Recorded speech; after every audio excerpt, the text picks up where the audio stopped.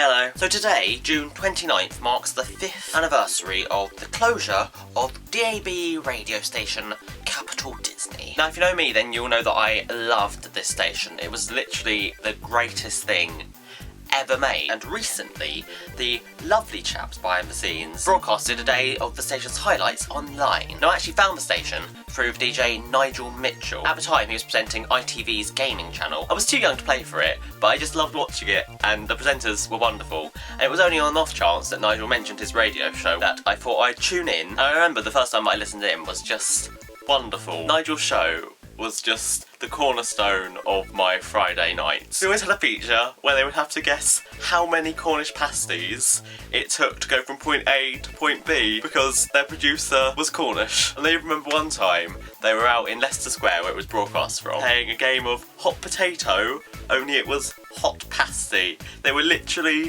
throwing a pasty around a circle of people that they just walked up to randomly in the street one day. And from then I discovered the wonderful man Adam Morris, or as he was then known, the General. And that really became set in stone every night, 7 o'clock, and listening back to the highlights of his shows was just amazing. And probably my highlight of the whole time of listening to this station was getting the feature Guess the Pie on the air. The object of the game was to guess what two fillings were in a pie, and I pressured them for weeks and weeks and weeks to get this on the air, and then finally they put it up, and it was the greatest moment of my life.